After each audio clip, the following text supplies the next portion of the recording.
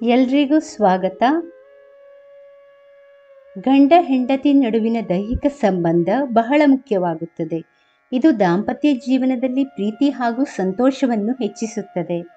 ಆದರೆ ಜ್ಯೋತಿಷ್ಯದ ಪ್ರಕಾರ ಕೆಲ ದಿನಗಳಂದು ಗಂಡ ಹೆಂಡತಿ ದೈಹಿಕ ಸಂಪರ್ಕ ಮಾಡಬಾರದು ಎನ್ನಲಾಗುತ್ತದೆ. ಆ ದಿನಗಳು ಯಾವುವು ಎಂಬುದು ಇಲ್ಲಿದೆ.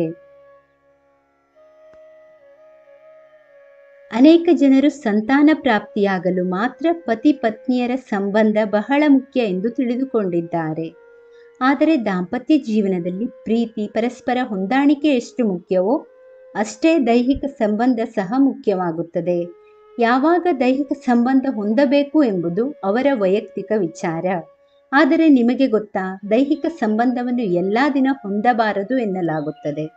ನಮ್ಮ ಧರ್ಮಗ್ರಂಥಗಳಲ್ಲಿ ದೈಹಿಕ ಸಂಬಂಧಗಳ ಕುರಿತಂತೆ ಕೆಲವು ನಿಯಮಗಳಿವೆ.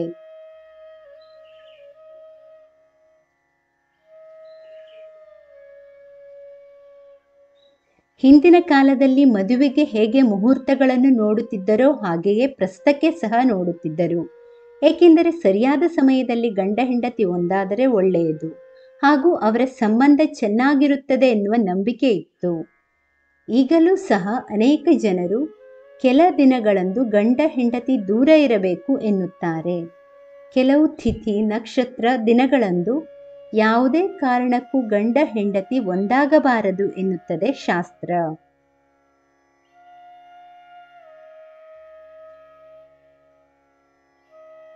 ಶಾಸ್ತ್ರಗಳ ಪ್ರಕಾರ ಈ ಸಮಯ ಹಾಗೂ ತಿಥಿಗಳಂದು ಗಂಡ ಹೆಂಡತಿ ದೈಹಿಕ ಸಂಬಂಧವನ್ನು ಹೊಂದುವುದು ಸಂತಾನದ ವಿಚಾರದಲ್ಲಿ ತೊಂದರೆ ಆಗುತ್ತದೆ.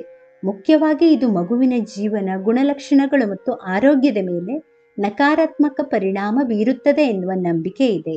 ಈ ದಿನಗಳಲ್ಲಿ ದೈಹಿಕ ಸಂಬಂಧ ಹೊಂದಿದ ಪರಿಣಾಮ ಸಂತಾನ ಪ್ರಾಪ್ತಿಯಾದರೆ ಮಕ್ಕಳು ಎಲ್ಲ ಲೋಕದಲ್ಲೂ, ಅಂದರೆ ಭೂಮಿಯ ಮೇಲೂ ಹಾಗೂ ನಂತರ ಪರಲೋಕದಲ್ಲೂ ಕಷ್ಟಗಳನ್ನು ಅನುಭವಿಸುತ್ತಾರೆ ಎನ್ನಲಾಗುತ್ತದೆ. ಹಾಗಾದರೆ ಯಾವ ದಿನಗಳಂದು ದೈಹಿಕ ಸಂಬಂಧ ಹೊಂದಬಾರದು ಎಂಬುದು ಇಲ್ಲಿದೆ.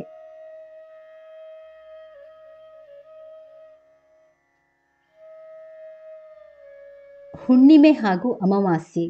ಸಾಮಾನ್ಯವಾಗಿ ಹುಣ್ಣಿಮೆ ಹಾಗೂ ಅಮಾವಾಸ್ಯೆಗೆ ನಮ್ಮ ಸಂಪ್ರದಾಯದಲ್ಲಿ ಹೆಚ್ಚಿನ ಪ್ರಾಮುಖ್ಯತೆ ಇದೆ. ಈ ದಿನಗಳಂದು ವಿಶೇಷ ಪೂಜೆ ಹಾಗೂ ಕೆಲಸಗಳನ್ನು ಸಾಮಾನ್ಯವಾಗಿ ಮಾಡುತ್ತೇವೆ. ಅಲ್ಲದೆ ಈ ದಿನ ಕೆಲ ಕೆಲಸಗಳನ್ನು ಮಾಡಬಾರದು ಎನ್ನಲಾಗುತ್ತದೆ. ಮುಖ್ಯವಾಗಿ ಯಾವುದೇ ತಿಂಗಳ ಹುಣ್ಣಿಮೆ ಮತ್ತು ಅಮಾವಾಸ್ಯೆಯೆಂದು ಪತಿ ಪತ್ನಿ ದೈಹಿಕವಾಗಿ ಒಂದಾಗಬಾರದು ಎನ್ನಲಾಗುತ್ತದೆ. ಇದರಿಂದ ದಾಂಪತ್ಯ ಜೀವನದಲ್ಲಿ ಸಮಸ್ಯೆಗಳು ಬರುತ್ತದೆ ಎನ್ನಲಾಗುತ್ತದೆ. ಅಲ್ಲದೆ ಇದು ಗಂಡ ಹೆಂಡತಿ ನಡುವಿನ ದೂರವನ್ನು ಹೆಚ್ಚಿಸುತ್ತದೆ.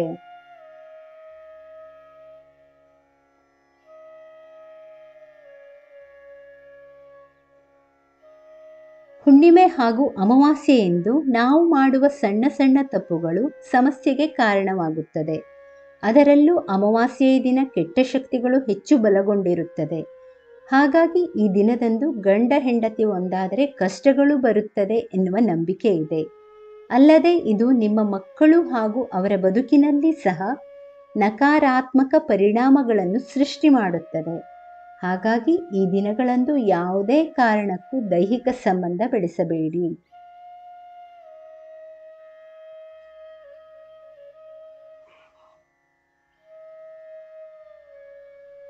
ಚತುರ್ಥಿ ಮತ್ತು ಅಷ್ಟಮಿ. ಅಮಾವಾಸ್ಯೆ ಹಾಗೂ ಹುಣ್ಣಿಮೆಯ ತಿಥಿಯಂತೆಯೇ ಚತುರ್ಥಿ ಮತ್ತು ಅಷ್ಟಮಿ ತಿಥಿಗಳಂದು ಒಂದಾಗುವುದು ದೊಡ್ಡ ಪಾಪದ ಕೆಲಸ ಎಂದು ಪುರಾಣಗಳು ಹೇಳುತ್ತದೆ.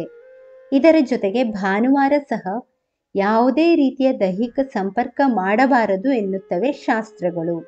ಇದರಿಂದ ಸಂಸಾರದಲ್ಲಿ ಮಾತ್ರವಲ್ಲದೆ ವೃತ್ತಿ ಜೀವನದ ಮೇಲೆ ಸಹ ನಕಾರಾತ್ಮಕ ಪರಿಣಾಮ ಬೀರುತ್ತದೆ.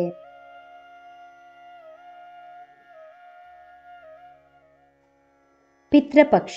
ಈ ಪಿತೃಪಕ್ಷವನ್ನು ಹಿರಿಯರ ಆತ್ಮಕ್ಕೆ ಶಾಂತಿ ನೀಡಲು ಮೀಸಲಿಡಲಾಗಿದೆ.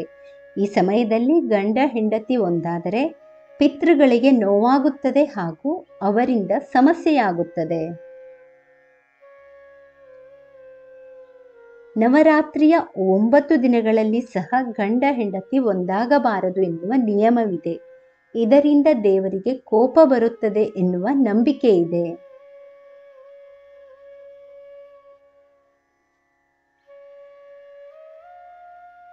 ವೀಕ್ಷಕರೇ, ಈ ಮಾಹಿತಿ ಇಷ್ಟವಾದಲ್ಲಿ ದಯವಿಟ್ಟು ವಿಡಿಯೋವನ್ನು ಲೈಕ್ ಮಾಡಿ, ಚಾನಲನ್ನು ಸಬ್ಸ್ಕ್ರೈಬ್ ಮಾಡಿ.